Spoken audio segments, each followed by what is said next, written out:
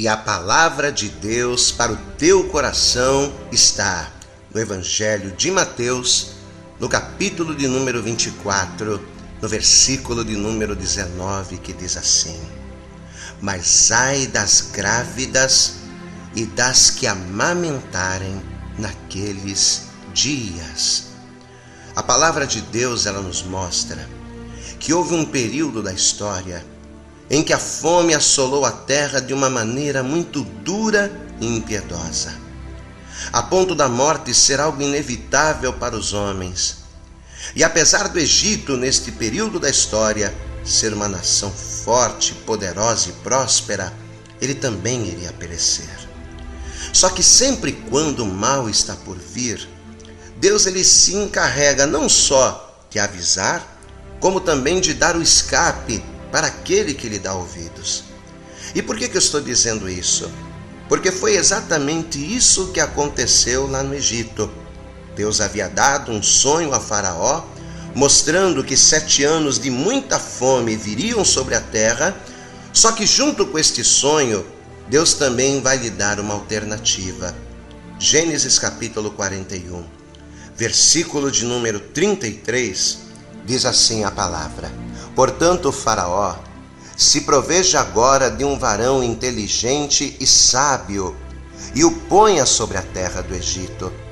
Faça isso, Faraó, e ponha governadores sobre a terra, e tome a 5ª parte da terra do Egito nos 7 anos de fartura, e ajuntem toda a comida destes bons anos que vêm, e amontoem trigo debaixo da mão de Faraó, para mantimento nas cidades, e o guardem. Assim será o mantimento para provimento da terra para os 7 anos de fome que haverá na terra do Egito, para que a terra não pereça de fome. E olha o detalhe: e esta palavra foi boa aos olhos de Faraó e aos olhos de todos os seus servos. Então, com isso, estava ficando bem claro que a única forma de escapar da morte que a fome iria trazer seria estocar o alimento nos 7 anos de fartura, mas principalmente pôr o controle de todas as coisas na mão de Deus. Somente Deus estando no controle é que aquela situação seria revertida. E vai ser exatamente isso que o Faraó vai fazer. Faraó, além de ter crido na visão e ter obedecido à voz de Deus, ao colocar José na frente de tudo, ao levantar José como governador na sua terra, espiritualmente falando, ele estava colocando o próprio Deus, o libertador, o salvador do mundo à sua frente. Até porque o nome Zafenate Paneia, que era o nome que José iria receber, significa salvador do mundo.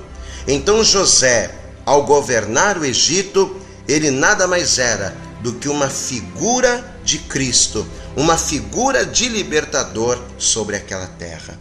Amém. Aquele período de fome vai passar, o tempo vai passar, e tanto José quanto aquele Faraó temente a Deus, eles vão morrer. E no lugar daquele Faraó temente, um novo Faraó vai surgir. Só que este Faraó, por não conhecer a José, e espiritualmente falando, por não conhecer a Deus, ele vai fazer algo muito mal. Veja comigo, Êxodo, capítulo de número 1, versículo 15. E o rei do Egito falou às parteiras das hebreias, das quais o nome de uma era Cifrá, e o nome da outra Puá, e disse: Quando ajudardes no parto as hebreias, e as virdes sobre os assentos, se for filho, matai-o, mas se for filha, então viva.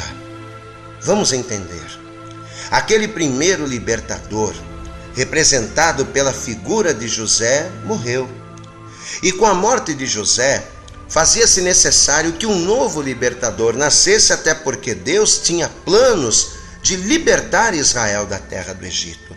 Só que justamente para tentar impedir isso, o Faraó, usado pelo diabo, pelo fato dele não conhecer a Deus, ele vai dar ordens às parteiras para matar todos os machos que nascessem, sem nenhum temor, sem nenhuma compaixão. Ele vai mandar matar todos os machos para impedir que um novo libertador, que no caso seria Moisés, viesse aos homens. Só que ele não vai ser bem-sucedido, porque Moisés vai nascer no Egito, vai crescer no Egito e vai se tornar o libertador de Israel. Só que o Antigo Testamento, ele é uma sombra das coisas futuras. E o que é uma sombra? Uma sombra é uma representação da realidade. Então, assim como essa história aconteceu na íntegra com Moisés, novamente ela iria se repetir, só que desta vez não com José ou com Moisés, mas sim com o verdadeiro Salvador, Jesus Cristo. Eu quero que você abra em Mateus, capítulo 2, versículo 16, que diz assim: Então Herodes, vendo que tinha sido iludido pelos magos, irritou-se muito e mandou matar todos os meninos que havia em Belém e em todos os seus contornos, de 2 anos para baixo, segundo o tempo que diligentemente inquirira dos magos. Então se cumpriu o que foi dito pelo profeta Jeremias, que diz: Em Ramá se ouviu uma voz, lamentação, choro e grande pranto. Era Raquel chorando os seus filhos e não querendo ser consolada, porque já não existiam. Então veja as semelhanças. Assim como o Faraó usou a morte de crianças para impedir a vinda do libertador Moisés, Herodes também vai matar crianças para impedir a vinda do verdadeiro Salvador Jesus Cristo, para impedir que o Salvador Jesus Cristo viesse aos homens. Ou seja, por 2 vezes na história, Satanás ele vai usar a mesma estratégia. Só que, apesar dele ter usado por 2 vezes esta mesma estratégia e ter fracassado as 2 vezes, no texto que nós lemos no início, o mesmo Senhor Jesus, que morreu e que ressuscitou para nos salvar, ele vai dizer, pouco antes da sua morte, que um dos sinais que no futuro evidenciariam a sua vinda seria justamente esse. Diz a palavra que quando Jesus estava a caminho do Gólgota para ser morto, algumas mulheres, vendo aquilo, começaram a chorar e a se lamentar por Jesus, porque apesar de ser inocente, ele estava sendo crucificado pelas pessoas. Só que justamente naquele momento em que elas choravam por ele, Jesus vai lhes dar a seguinte palavra. Lucas 23, versículo 27, que diz assim: E seguia-o grande multidão de povo e de mulheres, as quais batiam nos peitos e o lamentavam. Porém Jesus, voltando-se para elas, disse: Filhas de Jerusalém, não choreis por mim, chorai antes por vós mesmas e por vossos filhos. Porque eis que hão de vir dias no futuro, em que dirão: Bem-aventuradas as estéreis, e os ventres que não geraram, e os peitos que não amamentaram. Então começarão a dizer aos montes: Caí sobre nós, e aos outeiros: Cobri-nos, porque se ao madeiro verde fazem isso, que se fará ao seco? Jesus, pouco antes de ser crucificado, ele disse que seria preso, morto, ressuscitaria e iria para o Pai. Só que ele voltaria. E justamente como sinal da sua vinda, haveria um tempo em que as mães chorariam por seus filhos. E por quê? Porque assim como foi na época de Moisés e de Jesus, a mesma coisa também aconteceria na sua vinda. Amados, e se nós olharmos para o nosso mundo de hoje, para a nossa geração, nós vamos perceber que esta palavra está se cumprindo na íntegra. Em fevereiro de 2007, por exemplo, tivemos o caso do menino João Hélio, uma criança de 6 anos, que foi arrastada, esfolado vivo por cerca de 7 quilômetros pelas ruas do Rio. Como ficou a mãe do João Hélio, hein?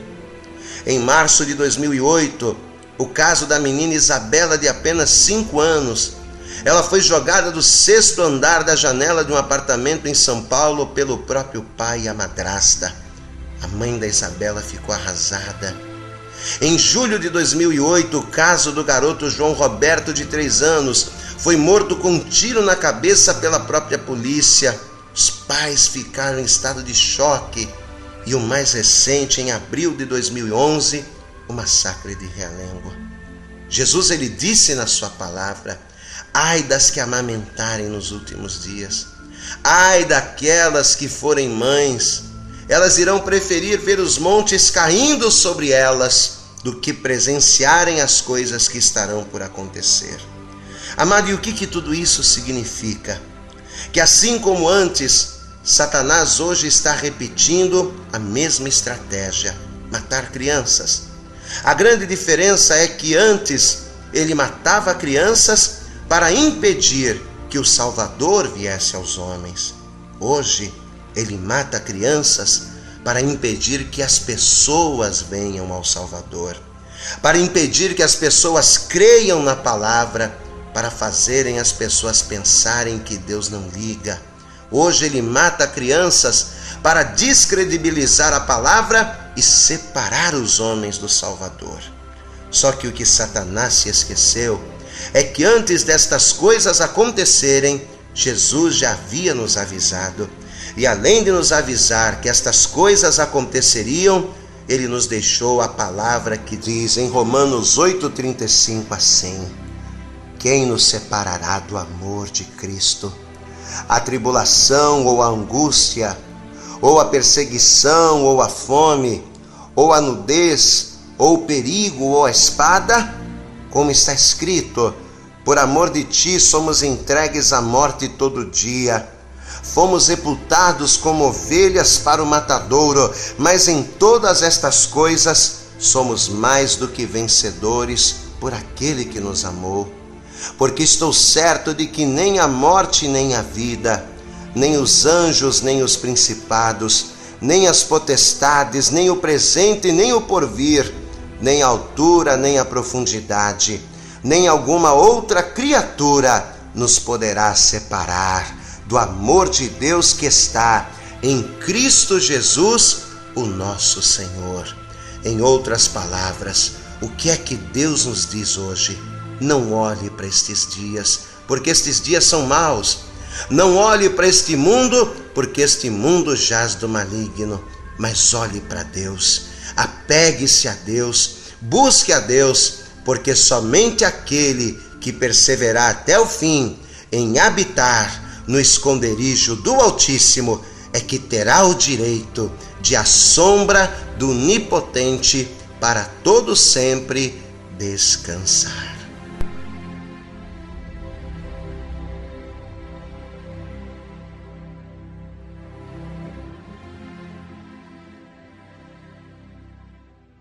E a palavra de Deus para o teu coração está no Evangelho de Mateus, no capítulo de número 24, no versículo de número 19, que diz assim: mas ai das grávidas e das que amamentarem naqueles dias.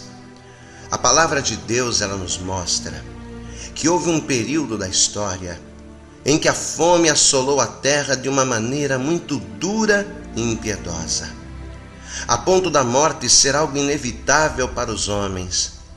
E apesar do Egito, neste período da história, ser uma nação forte, poderosa e próspera, ele também iria perecer. Só que sempre quando o mal está por vir, Deus ele se encarrega não só de avisar, como também de dar o escape para aquele que lhe dá ouvidos. E por que eu estou dizendo isso? Porque foi exatamente isso que aconteceu lá no Egito. Deus havia dado um sonho a Faraó, mostrando que 7 anos de muita fome viriam sobre a terra, só que junto com este sonho, Deus também vai lhe dar uma alternativa. Gênesis capítulo 41, versículo de número 33, diz assim a palavra: portanto, Faraó se proveja agora de um varão inteligente e sábio, e o ponha sobre a terra do Egito. Faça isso, Faraó, e ponha governadores sobre a terra, e tome a 5ª parte da terra do Egito nos 7 anos de fartura, e ajuntem toda a comida destes bons anos que vêm, e amontoem trigo debaixo da mão de Faraó para mantimento nas cidades, e o guardem. Assim será o mantimento para provimento da terra para os 7 anos de fome que haverá na terra do Egito, para que a terra não pereça de fome. E olha o detalhe: e esta palavra foi boa aos olhos de Faraó e aos olhos de todos os seus servos. Então, com isso, estava ficando bem claro que a única forma de escapar da morte que a fome iria trazer seria estocar o alimento nos 7 anos de fartura, mas principalmente pôr o controle de todas as coisas na mão de Deus. Somente Deus estando no controle é que aquela situação seria revertida. E vai ser exatamente isso que o Faraó vai fazer. Faraó, além de ter crido na visão e ter obedecido à voz de Deus, ao colocar José na frente de tudo, ao levantar José como governador na sua terra, espiritualmente falando, ele estava colocando o próprio Deus, o libertador, o salvador do mundo, à sua frente. Até porque o nome Zafenate Paneia, que era o nome que José iria receber, significa salvador do mundo.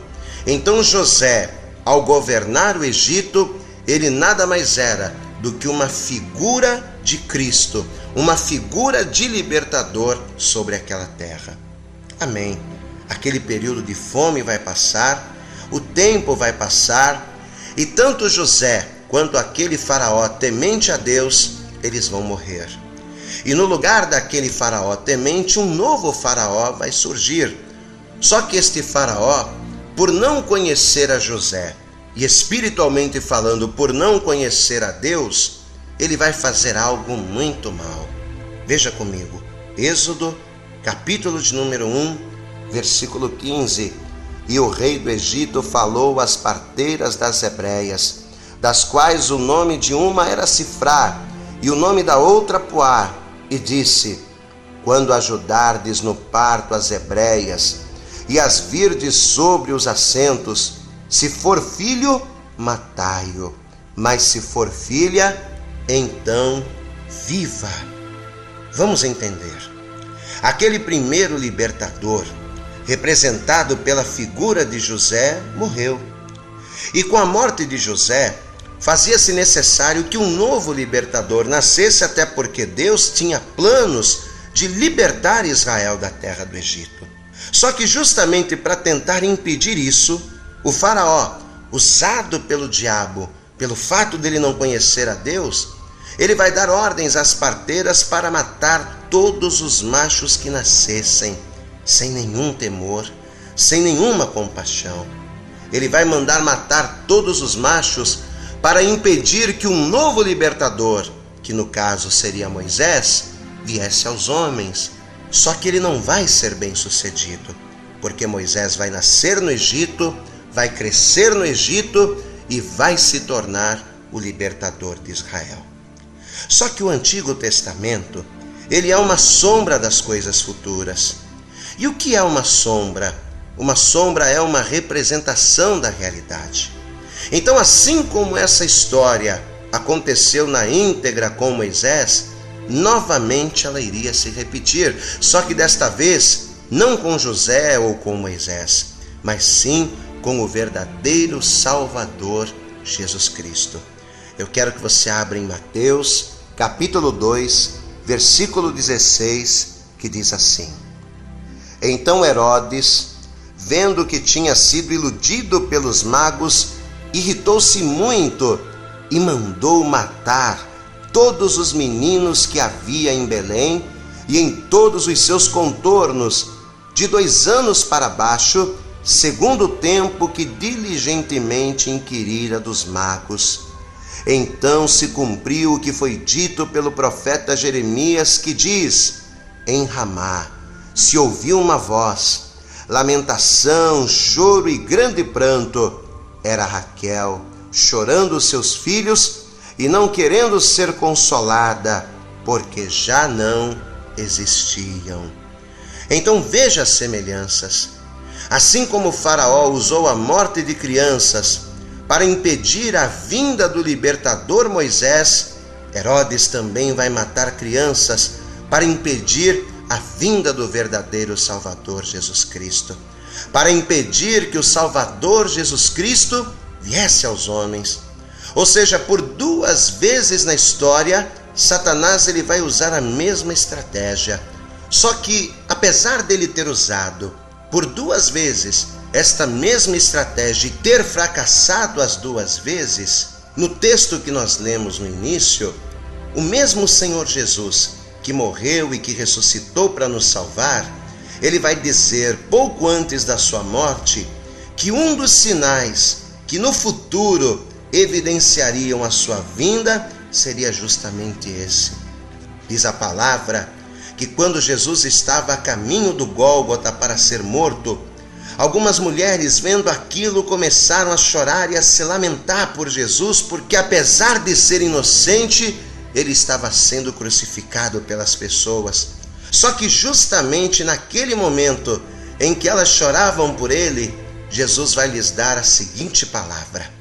Lucas 23, versículo 27, que diz assim: e seguia-o grande multidão de povo e de mulheres, as quais batiam nos peitos e o lamentavam. Porém Jesus, voltando-se para elas, disse: filhas de Jerusalém, não choreis por mim, chorai antes por vós mesmas e por vossos filhos, porque eis que hão de vir dias no futuro, em que dirão: bem-aventuradas as estéreis, e os ventres que não geraram, e os peitos que não amamentaram. Então começarão a dizer aos montes: caí sobre nós, e aos outeiros: cobri-nos, porque se ao madeiro verde fazem isso, que se fará ao seco? Jesus, pouco antes de ser crucificado, ele disse que seria preso, morto, ressuscitaria e iria para o Pai. Só que ele voltaria. E justamente como sinal da sua vinda, haveria um tempo em que as mães chorariam por seus filhos. E por quê? Porque assim como foi na época de Moisés e de Jesus, a mesma coisa também aconteceria na sua vinda. Amados, e se nós olharmos para o nosso mundo de hoje, para a nossa geração, nós vamos perceber que esta palavra está se cumprindo na íntegra. Em fevereiro de 2007, por exemplo, tivemos o caso do menino João Hélio, uma criança de 6 anos, que foi arrastada, esfolado vivo por cerca de 7 quilômetros pelas ruas do Rio. Como ficou a mãe do João Hélio, hein? Em março de 2008, o caso da menina Isabela, de apenas 5 anos. Ela foi jogada do 6º andar da janela de um apartamento em São Paulo pelo próprio pai e a madrasta. A mãe da Isabela ficou arrasada. Em julho de 2008, o caso do garoto João Roberto, de 3 anos, foi morto com um tiro na cabeça pela própria polícia. Os pais ficaram em estado de choque. E o mais recente, em abril de 2011, o massacre de Realengo. Jesus, ele disse na sua palavra: ai das que amamentarem nos últimos dias, ai daquelas que forem mães, elas irão preferir ver os montes caindo sobre elas do que presenciarem as coisas que estarão por acontecer. Amado, e o que tudo isso significa? Que assim como antes, Satanás hoje está repetindo a mesma estratégia: matar crianças. A grande diferença é que antes ele matava crianças para impedir que o Salvador viesse aos homens. Hoje ele mata crianças para impedir que as pessoas venham ao Salvador, para impedir que as pessoas creiam na palavra, para fazerem as pessoas pensarem que Deus não liga, Hoje ele mata crianças para descredibilizar a palavra e separar os homens do Salvador. Só que o que Satanás se esqueceu é que antes destas coisas acontecerem, Jesus já havia nos avisado.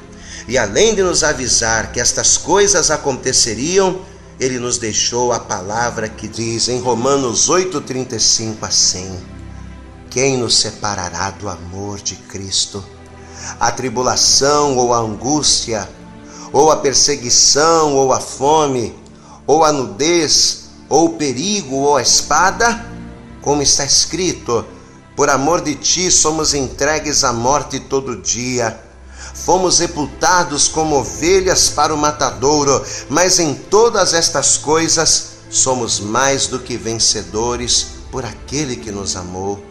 Porque estou certo de que nem a morte nem a vida, nem os anjos nem os principados, nem as potestades, nem o presente nem o porvir, nem a altura nem a profundidade, nem alguma outra criatura nos poderá separar do amor de Deus que está em Cristo Jesus, o nosso Senhor. Em outras palavras, o que é que Deus nos diz hoje? Não olhe para estes dias, porque estes dias são maus. Não olhe para este mundo, porque este mundo jaz do maligno. Mas olhe para Deus, apegue-se a Deus, busque a Deus, porque somente aquele que perseverar até o fim em habitar no esconderijo do Altíssimo é que terá o direito de à sombra do Onipotente para todo sempre descansar.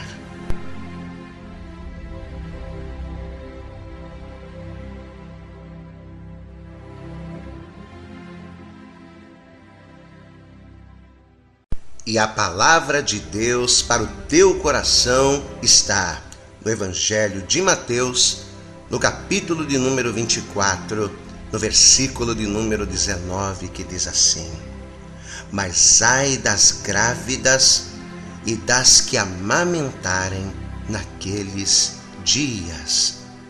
A palavra de Deus, ela nos mostra que houve um período da história em que a fome assolou a terra de uma maneira muito dura e impiedosa, a ponto da morte ser algo inevitável para os homens. E apesar do Egito, neste período da história, ser uma nação forte, poderosa e próspera, ele também iria perecer. Só que sempre quando o mal está por vir, Deus ele se encarrega não só de avisar, como também de dar o escape para aquele que lhe dá ouvidos. E por que eu estou dizendo isso? Porque foi exatamente isso que aconteceu lá no Egito. Deus havia dado um sonho a Faraó, mostrando que 7 anos de muita fome viriam sobre a terra, só que junto com este sonho, Deus também vai lhe dar uma alternativa. Gênesis capítulo 41, versículo de número 33, diz assim a palavra: portanto, Faraó, se proveja agora de um varão inteligente e sábio, e o ponha sobre a terra do Egito. Faça isso, Faraó, e ponha governadores sobre a terra, e tome a 5ª parte da terra do Egito nos 7 anos de fartura, e ajuntem toda a comida destes bons anos que vêm, e amontoem trigo debaixo da mão de Faraó para mantimento nas cidades, e o guardem. Assim será o mantimento para provimento da terra para os 7 anos de fome que haverá na terra do Egito, para que a terra não pereça de fome. E olha o detalhe: e esta palavra foi boa aos olhos de Faraó e aos olhos de todos os seus servos. Então, com isso, estava ficando bem claro que a única forma de escapar da morte que a fome iria trazer seria estocar o alimento nos 7 anos de fartura, mas principalmente pôr o controle de todas as coisas na mão de Deus. Somente Deus estando no controle é que aquela situação seria revertida. E vai ser exatamente isso que o Faraó vai fazer. Faraó, além de ter crido na visão e ter obedecido à voz de Deus, ao colocar José na frente de tudo, ao levantar José como governador na sua terra, espiritualmente falando, ele estava colocando o próprio Deus, o libertador, o salvador do mundo à sua frente. Até porque o nome Zafenate Paneia, que era o nome que José iria receber, significa salvador do mundo. Então José, ao governar o Egito, ele nada mais era do que uma figura de Cristo, uma figura de libertador sobre aquela terra. Amém. Aquele período de fome vai passar, o tempo vai passar, e tanto José quanto aquele faraó temente a Deus, eles vão morrer. E no lugar daquele faraó temente, um novo faraó vai surgir. Só que este faraó, por não conhecer a José, e espiritualmente falando, por não conhecer a Deus, ele vai fazer algo muito mal. Veja comigo, Êxodo, capítulo de número 1, versículo 15. E o rei do Egito falou às parteiras das hebreias, das quais o nome de uma era Cifrá, e o nome da outra Puá, e disse: quando ajudardes no parto as hebreias, e as virdes sobre os assentos, se for filho, matai-o, mas se for filha, então viva. Vamos entender. Aquele primeiro libertador, representado pela figura de José, morreu. E com a morte de José, fazia-se necessário que um novo libertador nascesse, até porque Deus tinha planos de libertar Israel da terra do Egito. Só que justamente para tentar impedir isso, o faraó, usado pelo diabo, pelo fato dele não conhecer a Deus, ele vai dar ordens às parteiras para matar todos os machos que nascessem, sem nenhum temor, sem nenhuma compaixão.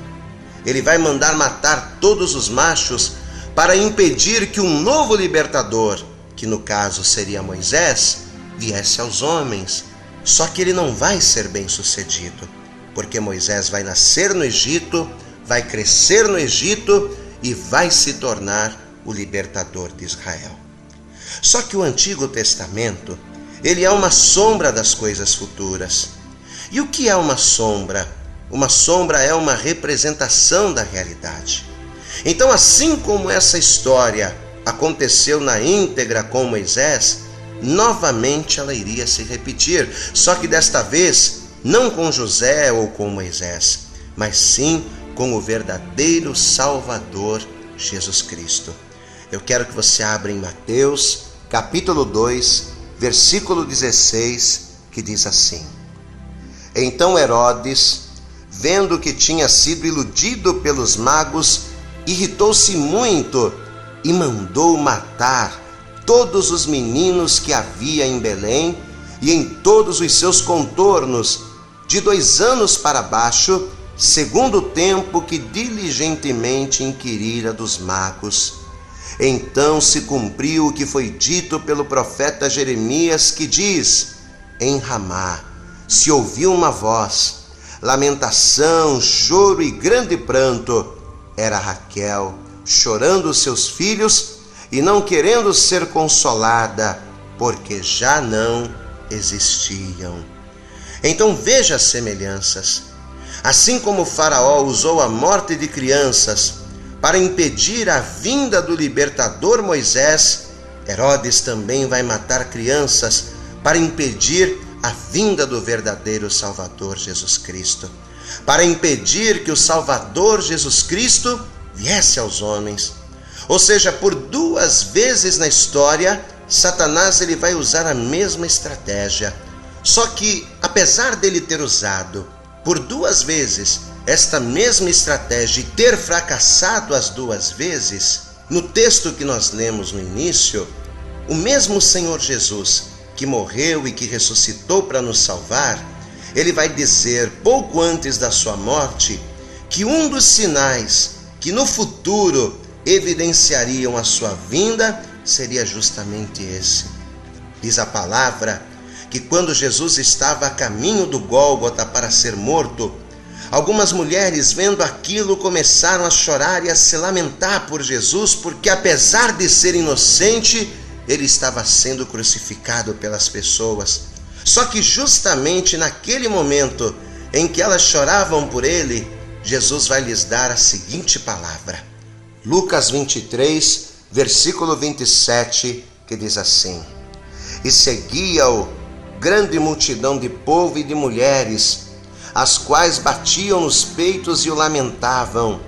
Porém Jesus, voltando-se para elas, disse: Filhas de Jerusalém, não choreis por mim, chorai antes por vós mesmas e por vossos filhos. Porque eis que hão de vir dias no futuro, em que dirão: Bem-aventuradas as estéreis, e os ventres que não geraram, e os peitos que não amamentaram. Então começarão a dizer aos montes: Caí sobre nós, e aos outeiros: Cobri-nos, porque se ao madeiro verde fazem isso, que se fará ao seco? Jesus, pouco antes de ser crucificado, ele disse que seria preso, morto, ressuscitaria e iria para o Pai. Só que ele voltaria.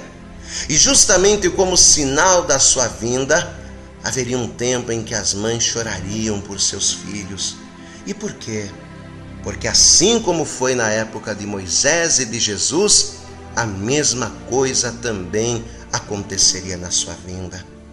Amados, e se nós olharmos para o nosso mundo de hoje, para a nossa geração, nós vamos perceber que esta palavra está se cumprindo na íntegra. Em fevereiro de 2007, por exemplo, tivemos o caso do menino João Hélio, uma criança de 6 anos, que foi arrastada, esfolado vivo por cerca de 7 quilômetros pelas ruas do Rio. Como ficou a mãe do João Hélio, hein? Em março de 2008, o caso da menina Isabela, de apenas 5 anos. Ela foi jogada do 6º andar da janela de um apartamento em São Paulo pelo próprio pai e a madrasta. A mãe da Isabela ficou arrasada. Em julho de 2008, o caso do garoto João Roberto, de 3 anos, foi morto com um tiro na cabeça pela própria polícia. Os pais ficaram em estado de choque. E o mais recente, em abril de 2011, o massacre de Realengo. Jesus, ele disse na sua palavra: ai das que amamentarem nos últimos dias, ai daquelas que forem mães, elas irão preferir ver os montes caindo sobre elas do que presenciarem as coisas que estarão por acontecer. Amado, e o que tudo isso significa? Que assim como antes, Satanás hoje está repetindo a mesma estratégia: matar crianças. A grande diferença é que antes ele matava crianças para impedir que o Salvador viesse aos homens. Hoje ele mata crianças para impedir que as pessoas venham ao Salvador, para impedir que as pessoas creiam na palavra, para fazerem as pessoas pensarem que Deus não liga. Hoje ele mata crianças para descredibilizar a palavra e separar os homens do Salvador. Só que o que Satanás se esqueceu é que antes destas coisas acontecerem, Jesus já havia nos avisado.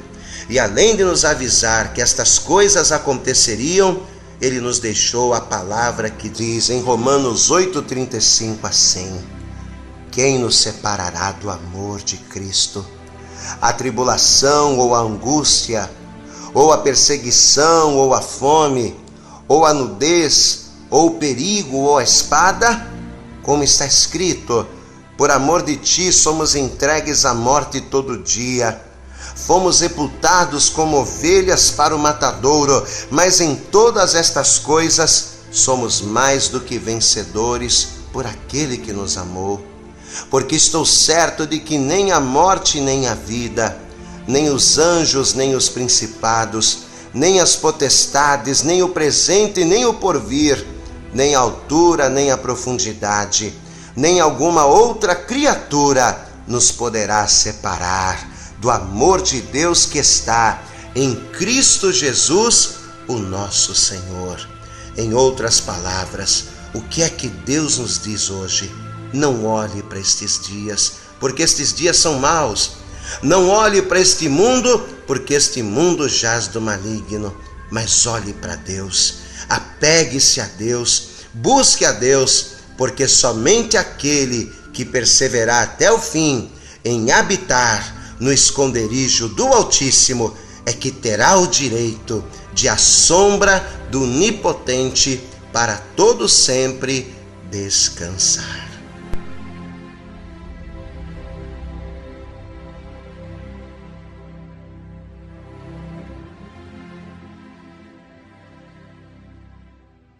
E a palavra de Deus para o teu coração está no Evangelho de Mateus, no capítulo de número 24, no versículo de número 19, que diz assim: Mas ai das grávidas e das que amamentarem naqueles dias. A palavra de Deus, ela nos mostra que houve um período da história em que a fome assolou a terra de uma maneira muito dura e impiedosa, a ponto da morte ser algo inevitável para os homens. E apesar do Egito, neste período da história, ser uma nação forte, poderosa e próspera, ele também iria perecer. Só que sempre quando o mal está por vir, Deus ele se encarrega não só de avisar, como também de dar o escape para aquele que lhe dá ouvidos. E por que eu estou dizendo isso? Porque foi exatamente isso que aconteceu lá no Egito. Deus havia dado um sonho a Faraó, mostrando que 7 anos de muita fome viriam sobre a terra, só que junto com este sonho, Deus também vai lhe dar uma alternativa. Gênesis capítulo 41, versículo de número 33, diz assim a palavra: Portanto, Faraó, se proveja agora de um varão inteligente e sábio, e o ponha sobre a terra do Egito. Faça isso, Faraó, e ponha governadores sobre a terra, e tome a 5ª parte da terra do Egito nos 7 anos de fartura, e ajuntem toda a comida destes bons anos que vêm, e amontoem trigo debaixo da mão de Faraó, para mantimento nas cidades, e o guardem. Assim será o mantimento para provimento da terra para os 7 anos de fome que haverá na terra do Egito, para que a terra não pereça de fome.